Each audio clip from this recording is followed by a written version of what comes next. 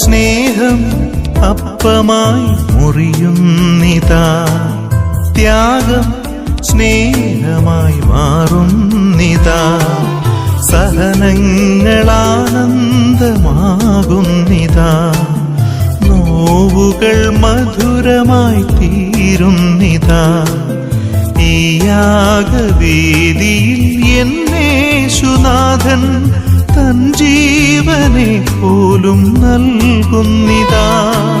സ്നേഹം അപ്പമായി മുറിയുന്നിതാ, ത്യാഗം സ്നേഹമായി മാറുന്നിതാ, സഹനങ്ങളാനന്ദമാകുന്നിതാ, നോവുകൾ മധുരമായി തീരുന്നിതാ.